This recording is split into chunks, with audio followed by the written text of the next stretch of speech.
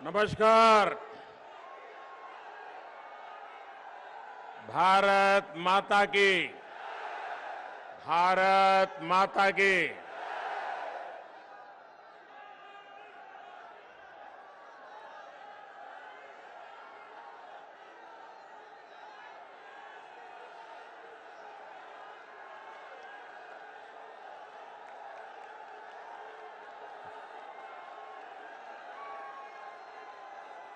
मैं सोच रहा था, इतने दिनों से आप सब चुनाव अभियान में लगे हैं, लेकिन मैं देख रहा हूं आपकी ऊर्जा भी बढ़ रही है, उत्साह भी बढ़ रहा है।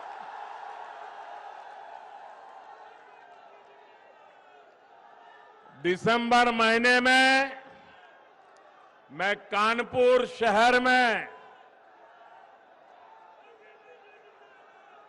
मेट्रो का लोकार्पण करने के लिए आया था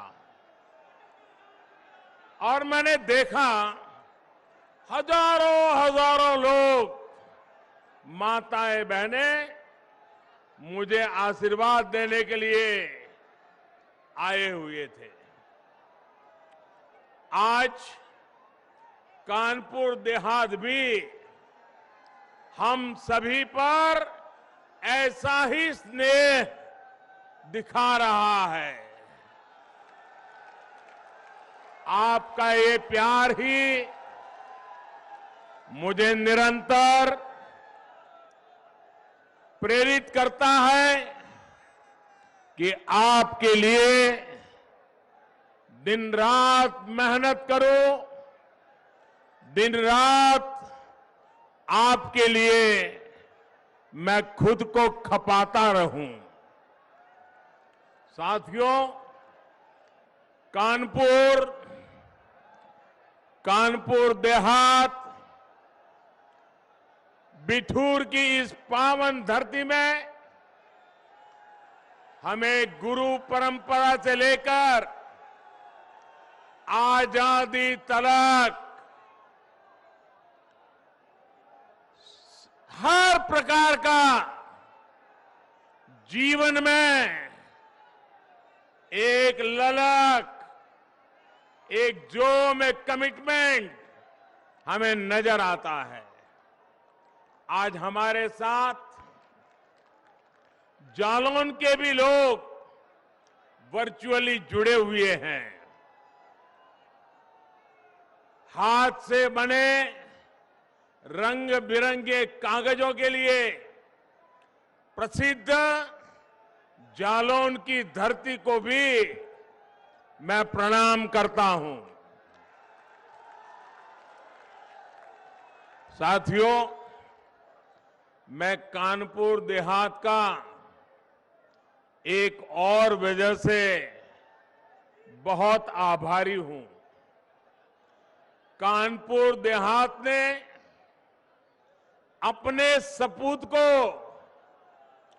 देश के सर्वोच्च पद पर भेजा है।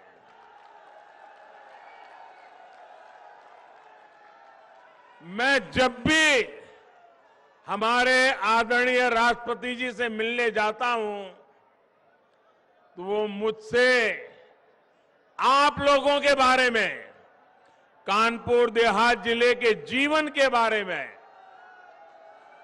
इतनी बातें बताते हैं, उनके दिल में आपके लिए जो प्यार है वो उनकी बातों में आसानी से समझ में आता है। साथियों,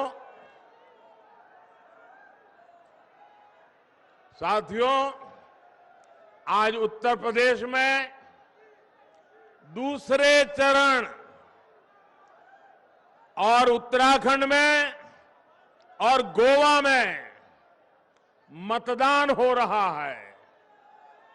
मैं सभी मतदाताओं, विशेषकर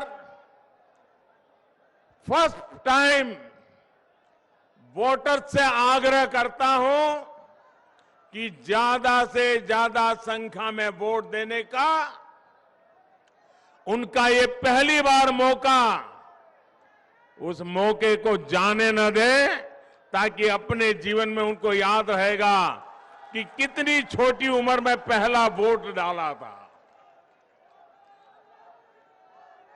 आज उत्तराखंड में भी चुनाव हो रहा है, आज गोवा में भी चुनाव हो रहा है, और अब जब गोवा में चुनाव हो रहा है तो मैं देश के मतदाताओं के सामने, और विशेषकर जहां चुनाव चल रहा है वहां के मतदाताओं को भी एक बात से अवगत कराना चाहता हूं। मैंने कल गोवा के एक अखबार का इंटरव्यू देखा। देखिए, चुनाव गोवा में चल रहा है और टीएमसी, ममता बनर्जी की पार्टी, उनके एक नेता, उसने गोवा में, वो चुनाव पहली बार लड़ रहे हैं, और उनको पूछा गया कि यहां आपकी पार्टी का कोई वजूद तो है नहीं, आप यहां चुनाव लड़ने क्यों आए हो? तो उन्होंने क्या जवाब दिया? वो जवाब देश के इलेक्शन कमीशन के लिए भी गौर करने जैसा है, हिंदुस्तान के मतदाताओं को भी गौर करने जैसा है, और मेरे उत्तर प्रदेश के मतदाताओं को भी गौर करने जैसा है। क्या जवाब दिया? बंगाल की टीएमसी पार्टी जो गोवा में चुनाव लड़ने गई है, वो कहती है हमने तो उस पार्टी से इसलिए गठबंधन किया है क्योंकि हम गोवा में हिंदू वोटों को बांटना चाहते हैं। आप देखिए, ये हिम्मत, क्या ये लोकतंत्र है, सेकुलरिज्म है क्या? आप खुलेआम कहें कि हम हिंदू वोटों को बांटना चाहते हैं, तो आप किसके वोट इकट्ठा करना चाहते हो? ये भेदभाव, क्या ये भाषा लोकतंत्र की है क्या? मैं गोवा के मतदाताओं को कहना चाहता हूं, ये मौका है इस प्रकार की राजनीति को दफना देने का।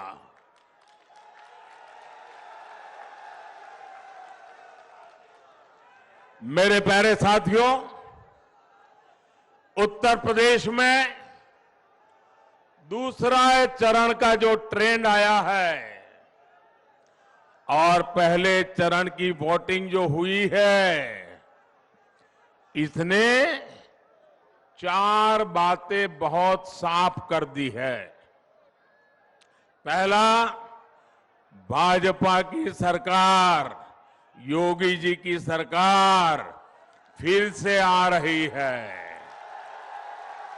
जोर शोर से आ रही है, गाजे बाजे के साथ आ रही है। दूसरा, हर जाति, हर बिरादरी के लोग, हर वर्ग के लोग बिना बटे, गांव और शहर बिना बटे, आज बिना किसी भ्रम में पड़े एकजुट होकर यूपी के तेज विकास के लिए वोटिंग करके पहले फेज में बीजेपी को बहुत आगे बढ़ा दिया है, और दूसरा फेज भी बढ़ रहा है। तीसरा, हमारी माताओं बहनों ने, हमारी बेटियां ने बीजेपी की जीत का झंडा खुद उठा लिया है। माताओं बहनों ने सुरक्षा के नाम पर सम्मान पूर्वक जो जिंदगी मिल रही है, उसके लिए माताओं बहनों ने बीजेपी को जिताने का झंडा उठा लिया है। चौथा, ये पहले 2 चरण के आधार पर मैं विश्वास से कह रहा हूं, चौथा, मेरी मुस्लिम बहनें, चुपचाप बिना किसी शोर शराबे के मन बनाकर मोदी को आशीर्वाद देने के लिए घर से निकल रही है। हमारी मुस्लिम महिलाएं, हमारी मुस्लिम बहनें, बेटियां जानती हैं कि जो सुख दुख में काम आता है वो ही अपना होता है।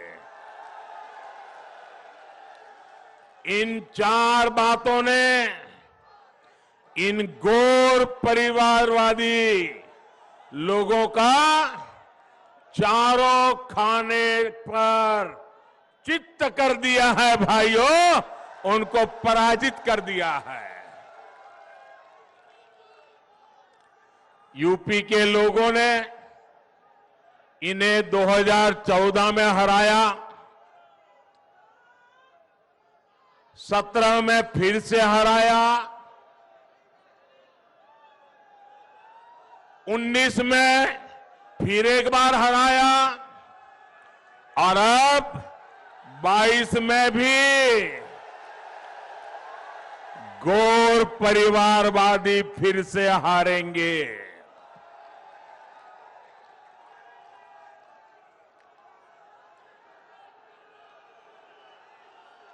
इस बार उत्तर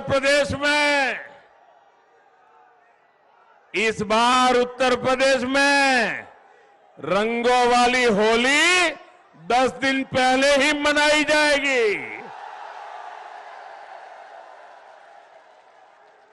10 मार्च को ही जब चुनाव नतीजे आएंगे, धूमधाम से रंगों वाली होली शुरू हो जाएगी।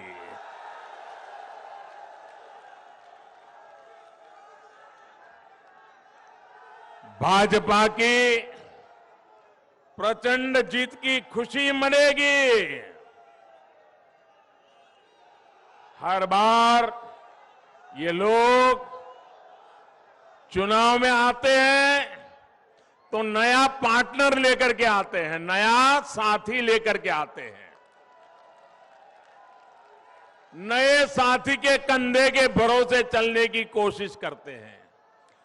आप लोग ऐसा लोगों पर विश्वास करेंगे कि जो हर चुनाव में जिस साथी को लाते हैं उसको भी थका मार करके निकाल देते हैं, दूसरे चुनाव में दूसरा साथी लाते हैं, तीसरे चुनाव में तीसरा साथी लाते हैं। जो साथी बदलते हैं वो आपका साथ देंगे क्या? वो आपका साथ देंगे क्या? जो चुनाव में साथ जिएंगे साथ मरेंगे के वादे करते हैं, चुनाव समाप्त होते ही लात मार देते हैं, वो आपका भला करेंगे क्या?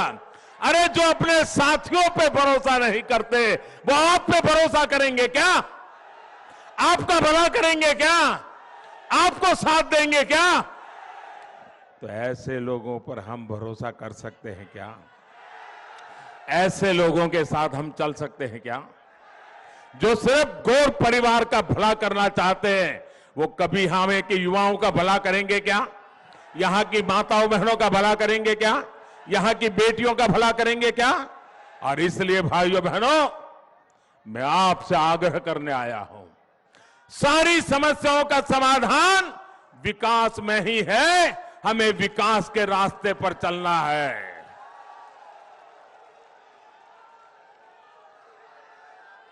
मतदाताओं को गुमराह करते हैं और पराजय के बाद में हार का ठिकरा जिसको साथ में ले आए हैं ना, उसी पे गले पर मर देते हैं जी। आप देखिए 10 मार्च के बाद कैसे ये लोग अपने नए साथी को कोसना शुरू करेंगे।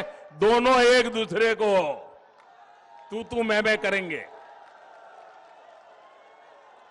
साथियों, पहले की सरकारों ने यूपी के सामर्थ्य के साथ इंसाफ नहीं किया। इन लोगों ने यूपी को लूटा, दिन रात लूटा और यहां के लोगों को अपराधियों, दंगाइयों, माफियाओं के हवाले कर दिया। ऐसा हुआ था कि नहीं हुआ था? आप ऐसी मुसीबतें में जीते थे कि नहीं जीते थे? असुरक्षा थी कि नहीं थी? इन लोगों ने तरीका ऐसा बनाया था कि परिवार के हर सदस्य को इनकी राज करने का तरीका मालूम है ना आपको?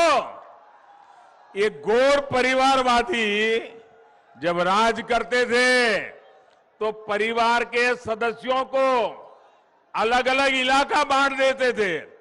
भतीजा इस जिले में से रुपये कमाएगा, भांजा यहां से लूटेगा, बहन उस इलाके की मालिक, चाचा उस इलाके का मालिक। उन्होंने इलाके बांट दिए थे कि नहीं? लूटने के तरीके खोज लिए थे कि नहीं? लोगों का भला करने के लिए नहीं, लूट करने की व्यवस्था बनाई थी कि नहीं बनाई थी? वही आपका एरिया लूट लो।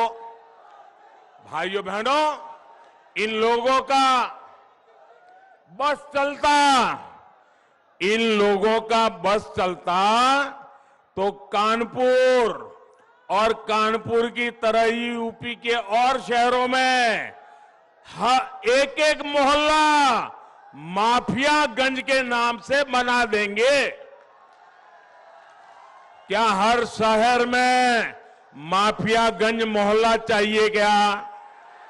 हर नगर में माफियागंज मोहल्ला चाहिए क्या? ये माफियाओं से मुक्ति चाहिए कि नहीं चाहिए? याद करिए, पहले किस तरह गरीब के, मध्यम वर्ग के, व्यापारी कारोबारी के घरों पर, जमीनों पर अवैध कब्जा हो जाता था।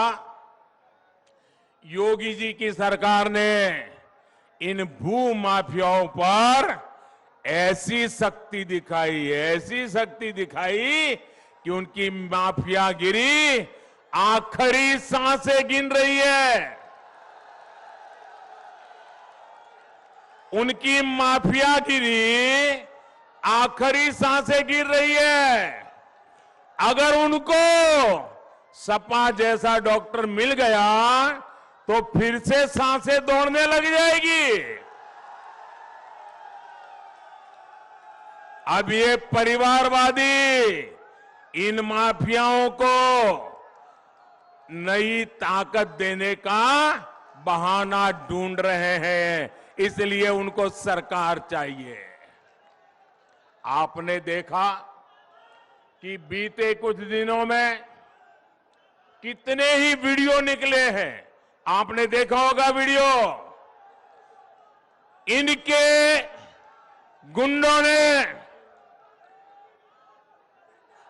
उनकी जो वीडियो आई है, उन्होंने पत्रकारों को भी छोड़ा नहीं है। भाइयों बहनों, पत्रकारों को भी बुरी तरह से पीटा है, क्योंकि उस पत्रकार ने सच बोलने की हिम्मत दिखाई है।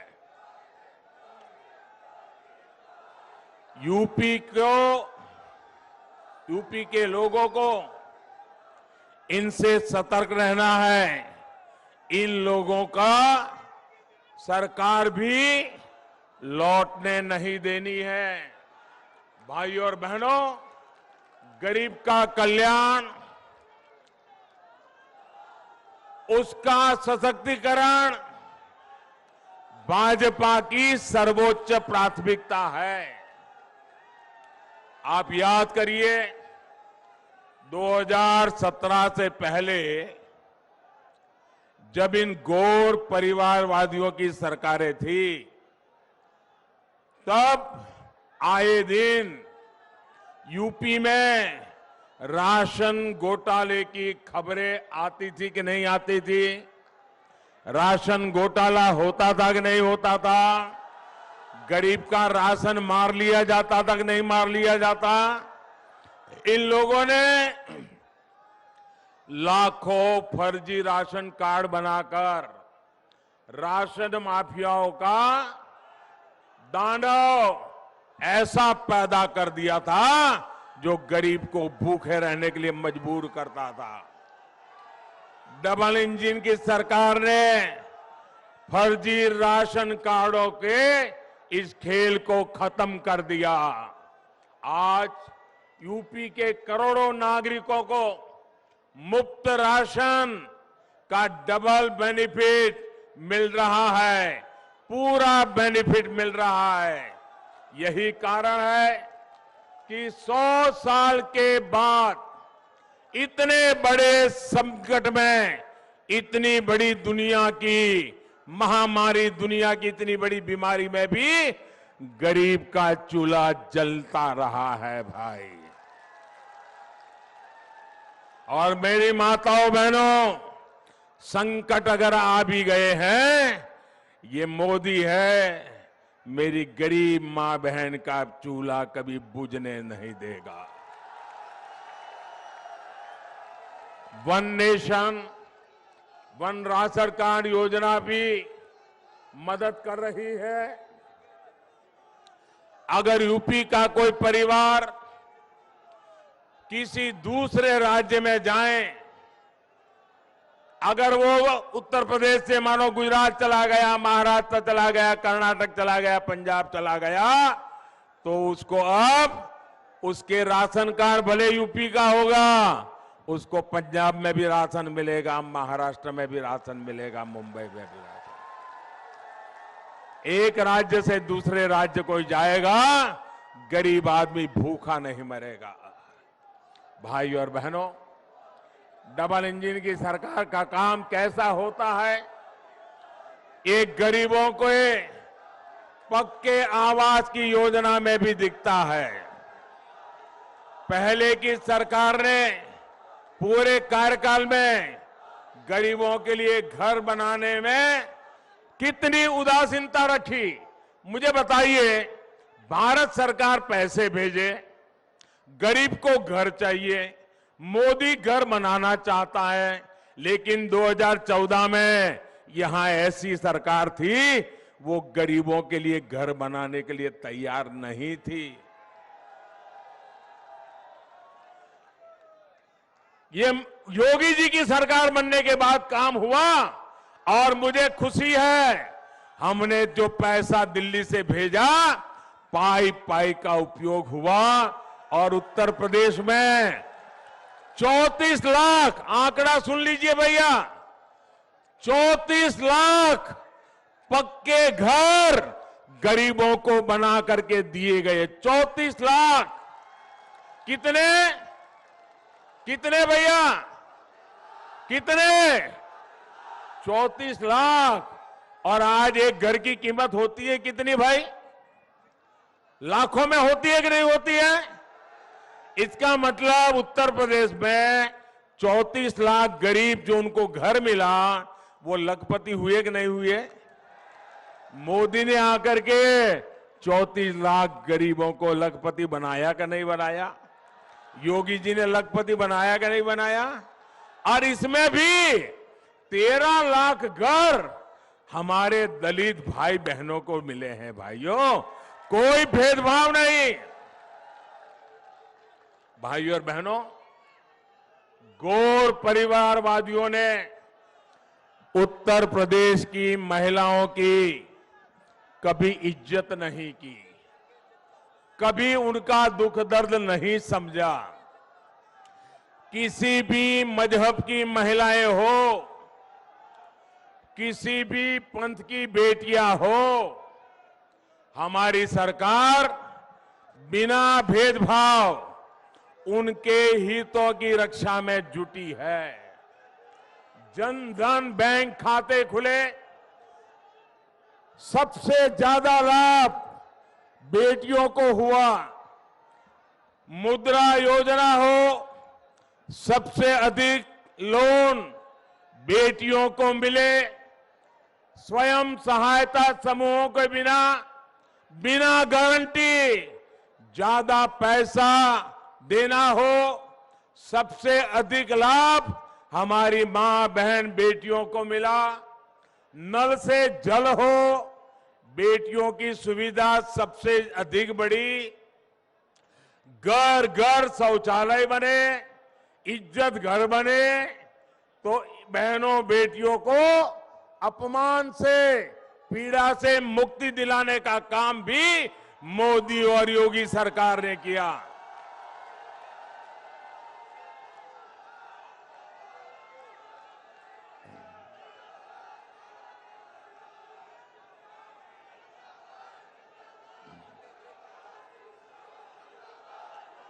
जिस पीएम आवास योजना के बारे में मैंने अभी बताया, उसमें जो घर दिए जा रहे हैं, उसमें ज्यादातर महिलाओं के ही नाम, और सबसे बड़ी बात, योगी जी की सरकार की शक्ति से मनचलों, गुंडों, दबंगों, दंगाइयों में जो डर पैदा हुआ है, वो हमारी बहन बेटियों के हौसले को बुलंद करने में बहुत उपयोगी है।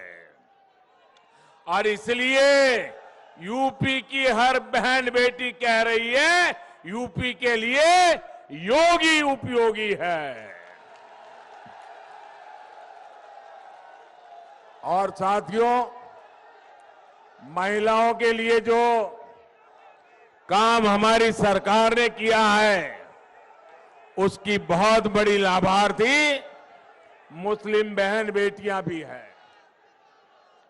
हमारी मुस्लिम बेटियों को भी पढ़ाई के लिए जाते समय रास्ते के मनचलों की वजह से बहुत दिक्कत होती थी।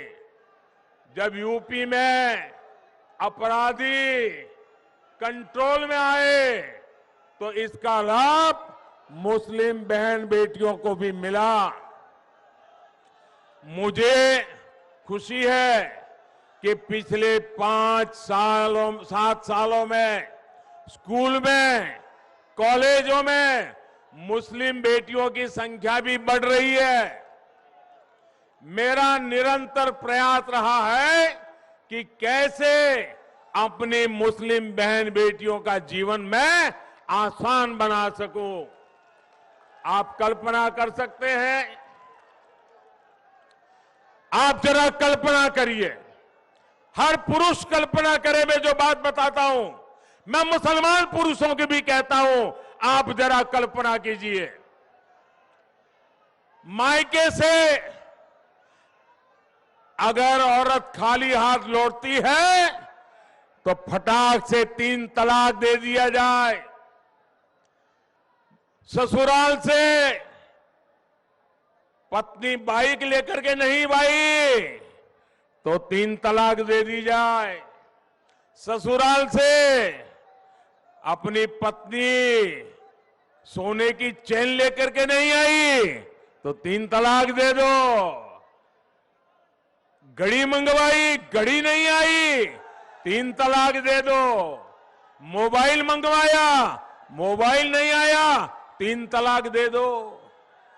कोई भी छोटी सी बात पर तलाक तलाक तलाक कहकर मुस्लिम महिलाओं का पूरा जीवन बर्बाद हो जाता था।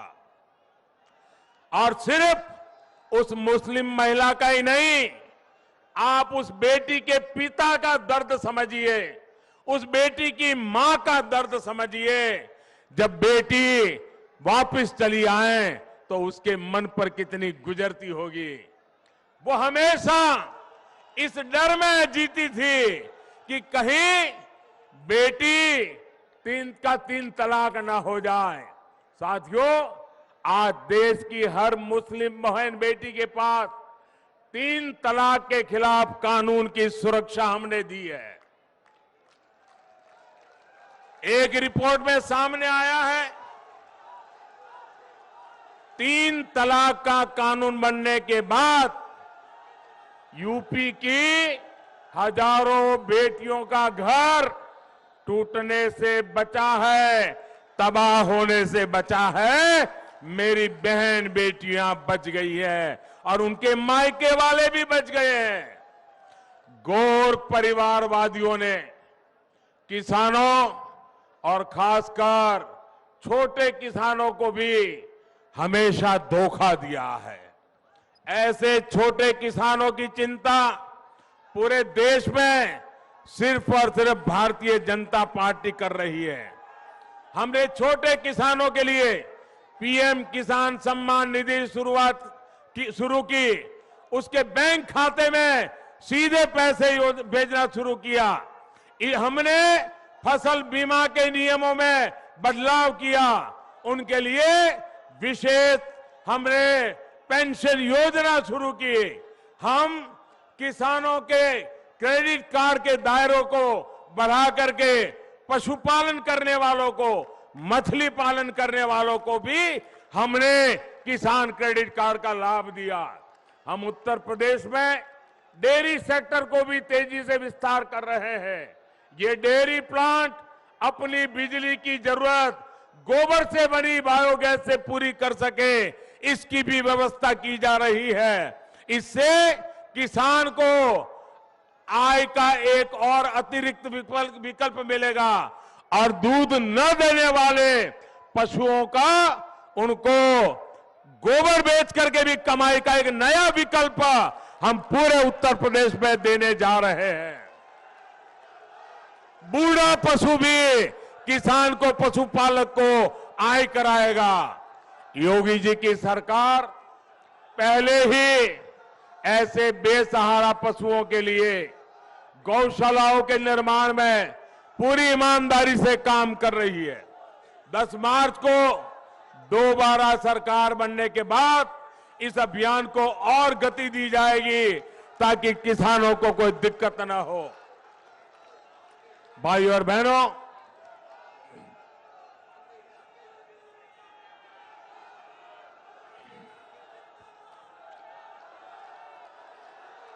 गन्ना किसानों के हितों को ध्यान में रखते हुए हमारी सरकार बायोफ्यूल के इस्तेमाल को भी लगातार बढ़ा रही है। यूपी के किसानों को हजारों सोलर पंप ये भी हम मुहैया करा रहे हैं। जब खेत में ही सोलर पावर से बिजली पैदा होगी तो आप अंदाज कर सकते हैं कि किसान का कितना लाभ होने वाला है, कितना पैसा बचने वाला है। हमारी कोशिश है हमारा अन्नदाता ऊर्जा दाता भी बने, इसके लिए भी हम काम कर रहे हैं। इस बार भाजपा ने संकल्प पत्र जारी किया है, उसमें भी बिजली से लेकर खेती किसानी से जुड़े बड़े संकल्प लिए गए हैं। 10 मार्च को सरकार बनने के बाद इन संकल्पों पर तेजी से काम किया जाएगा। भाजपा सरकार गंगा जी के किनारे बसे लोगों में प्राकृतिक खेती, केमिकल फ्री खेती को भी प्रोत्साहन दे रही है। भाइयों और बहनों, आज भाजपा की डबल इंजन सरकार यूपी को आधुनिक सुविधाएं देने में भी जान से जुटी हुई है। आप सोचिए, अगर इनकी सरकार होती तो यहां से गुजरने वाले यहां पर जो डेडिकेटेड फ्रेट कॉरिडोर इतनी तेजी से आगे बढ़ता क्या? अगर इनकी सरकार होती तो क्या पूर्वांचल एक्सप्रेसवे, बुंदेलखंड एक्सप्रेसवे इतनी तेजी से काम कर पाता क्या? कोरोना काल में भी कानपुर मेट्रो पर कितनी तेजी से काम किया गया, ये आपने भी देखा है। इनके रहते क्या यहां डिफेंस कॉरिडोर के निर्माण संभव हो पाते? इन लोगों ने जो फिरौती का, गुंडागर्दी का, कर्फ्यू का माहौल यहां बनाया था, दंगों का माहौल यहां बनाया था, लगभग कौन यहां निवेश करने आता? साथियों, माफियावादियों ने कानपुर में उद्योगों को तालाबंदी की तरफ धकेला। डबल इंजन सरकार कानपुर में मेगा लेदर पार्क बना रही है। जो पहले सरकारों में थे, इन्होंने विदेशी आयात को प्राथमिकता देकर जालौन के कागज उद्योग को भी बर्बाद कर दिया था। लेकिन योगी जी की सरकार ने कागज उद्योग के साथ साथ जालौन के मटर को भी वैश्विक पहचान दिलाने के लिए कदम उठाए हैं। आज जब मोदी देश में वोकल फॉर लोकल, लोकल के लिए वोकल होने की अपील करता है, तो उसके पीछे आप जिन उद्योगों से जुड़े हैं, आपके उद्योगों को ताकत देने का हम काम कर रहे हैं। कुटीर उद्योगों का सामर्थ्य बढ़ाने के लिए काम कर रहे हैं। सबका साथ, सबका विकास, यही हमारा मंत्र है, यही हमारा संकल्प है। लेकिन इसके लिए सबका प्रयास भी आवश्यक है। आपके एक एक वोट का योगदान बहुत आवश्यक है। इसलिए याद रखिए भाइयों बहनों, आज इस सभा के बाद आप घर घर जाएंगे।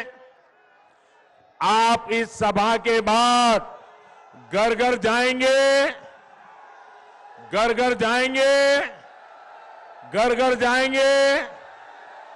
हर परिवार को मतदान के लिए समझाएंगे, ज्यादा से ज्यादा मतदान करवाएंगे, भाजपा के कमल पे वोट डलवाएंगे, योगी जी की सरकार बनाएंगे, पक्का करेंगे। कमल निशान, कमल निशान, कमल निशान, ये घर घर पहुंचाएंगे। पहले मतदान, फिर जलपान, और कोई काम पहले नहीं करेंगे, पहले मतदान करेंगे। आप सबका बहुत बहुत आभार, बहुत बहुत धन्यवाद। भारत माता की, भारत माता की, भारत माता की। जो इस चुनाव में उम्मीदवार है वो जरा आगे आ जाए, जो उम्मीदवार है, और योगी जी आगे आ जाए। जो उम्मीदवार है आगे आ जाए, योगी जी आगे आ जाए।